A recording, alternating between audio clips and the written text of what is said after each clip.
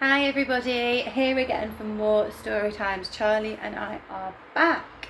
Now, I have read you one story every day for the past 2 weeks, and I thought, you know what, I want to start reading you some chapter books. So I went through some of my favourite stories, as I have been doing. Oh, he's on the loose. Let's make sure he's sitting ready. I went through some of my stories that I absolutely loved when I was a child, and I'm going to read you one of them. Now, the reason I'm reading you this one is there's a character in this story who inspired me. She made me want to become a teacher.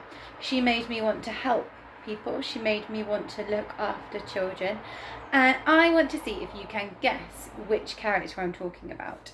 I'm not going to tell you who she is. When I see you again, you have to come and tell me, because if you get it wrong in this story, I might be very, very sad. Now, it's written by Roald Dahl, and we've read some of his stories before. Just before we had to leave school, we read Fantastic Mr. Fox, which was lovely, and you all really enjoyed that one. And it's illustrated by Quentin Blake. And the first week that I did story times with you, I read all of his stories, so any of the illustrations will be done by him. Now, it is a chapter book, it's quite long, so I will name it every day, whether I've read chapters 1, 2, 3, whatever, and then you've just got to see the next video, the ones that you haven't already read. So today I'm going to read chapter 1 of our story, okay? And this is Matilda. She is a very amazing child, and you will find out more. So I hope you enjoy this story as much as I did when I was little, and I hope maybe there might be a character in here that will inspire you. So let me find chapter 1. The Reader of Books. It's a funny thing about mothers and fathers. Even when their own child is the most disgusting little blister you could ever imagine, they still think that he or she is wonderful. Some parents go further. They become so blinded by adoration that they manage to convince themselves their child has qualities of a genius. Well, there's nothing wrong with all this. It's the way of the world. It's only when parents begin telling us about the brilliance of their own revolting offspring that we start shouting, "Bring us a basin! We're going to be sick!" School teachers suffer a good deal from having to listen to this sort of twaddle from proud parents, but they usually get their own back when it comes to writing end-of-term reports. If I was a teacher, I would come up with some real scorchers for children of doting parents. "Your son Maximilian," I would write, "is a total washout. I hope you have a family business you can push him into when he leaves school, because he sure as heck won't get a job anywhere else." I might write, "It's a curious truth that grasshoppers have their hearing organs on the side of their abdomen. Your daughter Vanessa, judging by what she's learnt this term, clearly has no hearing organisms at all." I might even delve a little into the natural history and say, "The parodical cicada spends 6 years out of the grub underground and no more than 6 days free with creature of sunlight and air. Your son Wilfred has spent 6 years as a grub in school, and we're still waiting for him to merge into his chrysalis." A particularly poisonous little girl might sting me into saying, "Fiona has the same glacial beauty as an iceberg, but unlike that iceberg, she has absolutely nothing below the surface." I think I might enjoy writing end-of-term reports for stinkers in my class. But enough of that. We have to get on. Occasionally, when one comes across a parent, they may take the opposite line. They may show no interest in their children, and these, of course, are far worse than the doting ones. Mr. and Mrs. Wormwood were two such parents. They had a son called Michael and a daughter called Matilda. There's Michael. Matilda in particular they saw Matilda in particular as nothing more than a scab. A scab, which is something that you put up with until the time where it comes where you can pick it off and flick it away. Mr. and Mrs. Wormwood looked forward enormously to the time where they could pick off their little daughter and flick her away, preferably to the next country, or even further than that. It is bad enough when parents treat ordinary children as though they were scabs and bunions, but becomes somehow a lot worse when that child in question is extraordinary, and by what I mean is sensitive and brilliant. Matilda was both of those things. But above all, she was brilliant. Her mind was so nimble and so quick to learn, her ability should have been obvious, even to the most half-witted of parents. But Mr. and Mrs. Wormwood were so gormless and wrapped up in their own lives that they failed to notice anything unusual about their daughter. To tell the truth, I doubt they would ever notice that she'd crawled into the house with a broken leg. Here is Matilda. I don't know if you can see that. There she is. Matilda's brother Michael was a perfectly normal boy, but his sister, as I said, was something to make your eyes pop out. By the age of 1.5, her speech was perfect, and she knew as many words as most grown-ups. The parents, instead of applauding her, called her a noisy chatterbox and told her sharply, small girls should be seen and not heard. By the time she was 3, Matilda had taught herself to read by studying newspapers and magazines that lay around the house. At the age of 4, she could read fast and well, as she naturally began hankering after books. There was only one book in the whole of this enlightened household, and it was something called Easy Cooking, belonging to her mother. And when she had read it from cover to cover and back again, she learned all the recipes by heart. She decided that she wanted something more interesting. Daddy, she said, do you think you could buy me a book? A book, he said. What do you want a flaming book for? To read, Daddy. What's wrong with the telly, for heaven's sake? We've got a lovely telly and a 12-inch screen. Well, you're asking for a book. You're getting spoilt, my girl. Nearly every weekday afternoon, Matilda was left alone in the house. Her brother, 5 years older than her, went to school. Her father went to work, and her mother went out playing bingo into town 8 miles away. Mrs. Wormwood was hooked on bingo and played it 5 afternoons a week.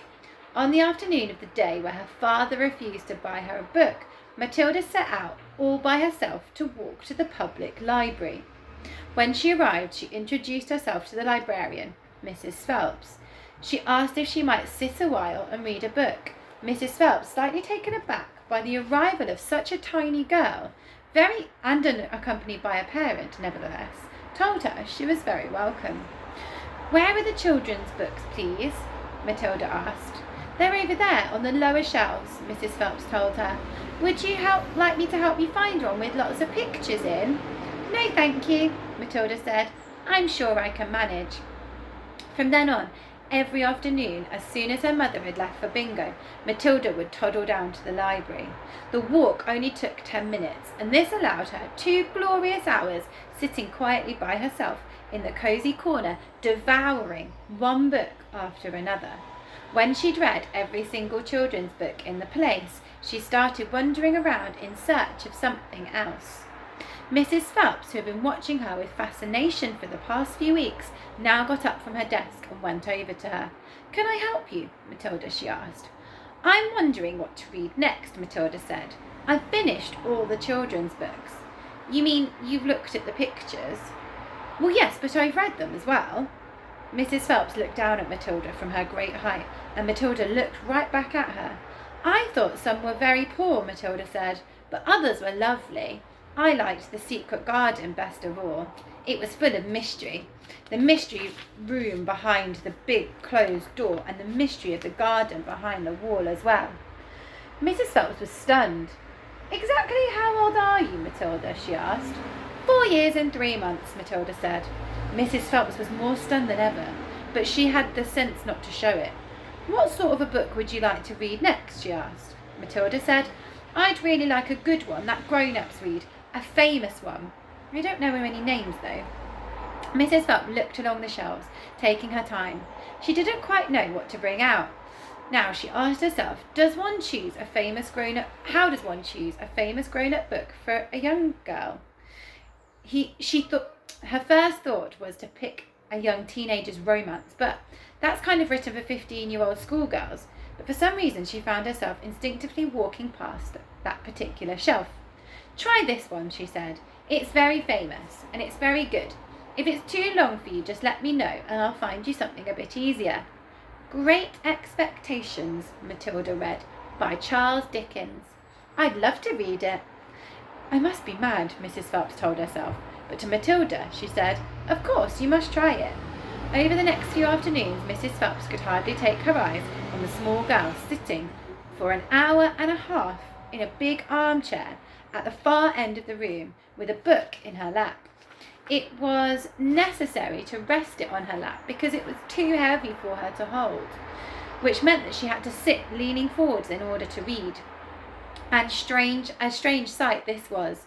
This tiny dark-haired person sitting there with her feet nowhere near touching the floor, totally absorbed in the wonderful adventures of Pip and old Miss Havisham, and her cobwebbed house by the spell of magic that Dickens, the great storyteller, had woven into his words. The only movement from the reader was the lifting of her hand to turn the page. Mrs. Phelps always felt sad when the time came for her to cross the floor and say, "It's 5:10, Matilda." During the first week of Matilda's visits, Mrs. Phelps said to her, "Does your mother walk down here with you every day and then take you home?" "My mother goes to Aylesbury every afternoon to play bingo," Matilda had said. "She doesn't know I come here." "But that surely is not right," Mrs. Phelps said. "I think you'd better ask her." "I'd rather not. She doesn't encourage reading books, nor does my father." "But what do they expect you to do every afternoon in an empty house?" "Just mooch around and watch telly." "I see." "She doesn't really care what I do," Matilda said sadly. Mrs. Phelps was concerned about the child's safety on the walk through a fairly busy village high street and then crossing the road, but she decided not to interfere. Within a week, Matilda had finished Great Expectations, which in addition contained 411 pages. "I loved it," she said to Mrs. Phelps. "Has Mr. Dickens written any others?" "A great number," she announced. Mrs. Phelps said, "Shall I choose you another?"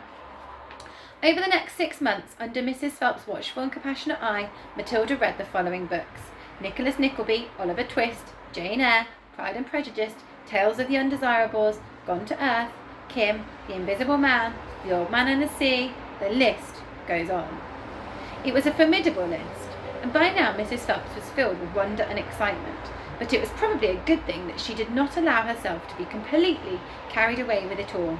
Almost anyone else witnessing the achievements of this small child would have been tempted to make a great fuss and shout the news all over the village and beyond. But not so Mrs. Phelps. She was someone who minded her own business. She had long since discovered it was seldom worth it to interfere with other people's children. "Mr. Hemingway says a lot of things I don't understand," said Matilda to her, "especially about men and women. But I loved it all the same. The way he tells it, I feel I'm right there on the spot watching it all happen." "A fine writer will always make you feel that," said Mrs. Phelps. "And don't worry about the bits you can't understand. Sit back and allow the words to wash around you like music." "I will." "Did you know," Mrs. Phelps said, "that public libraries like this allow you to borrow books and take them home?" "I didn't know that. Could I?" "Of course," Mrs. Phelps said. "When you have chosen a book that you want, bring it to me so I can make a note of it, and it's yours for 2 weeks. You can take out more than one if you wish." From then on, Matilda would visit the library only once a week in order to take out a new book and return her old ones. In her small bedroom, it now became her reading room, and there she would sit and read most afternoons, often with a mug of hot chocolate beside her. She was not quite tall enough to reach things around the kitchen, but she kept a small box in the outhouse which she brought in and stood on in order to get whatever she wanted. Mostly it was hot chocolate she made, warming the milk in a saucepan on the stove before mixing it. Occasionally she made Bovril or Ovaltine. It was pleasant to take a hot drink up to her room and have it beside her as she sat silent in her room, reading in an empty house in all the afternoons. The books transported her to new worlds and exciting lives. She went on olden day sailing ships with Joseph Conrad. She went to Africa with Ernest Hemingway, and she went to India with Rudyard Kipling. She travelled all over the world by sitting in her little room in an English village. Now that is chapter 1. Chapter 2 is called Mr. Wormwood, the Great Car Dealer. So I think we might find out a little bit more about her family in the next chapter. I hope you enjoyed that, and I will read chapter 2 tomorrow. Take care, everybody. Have a good day. Bye.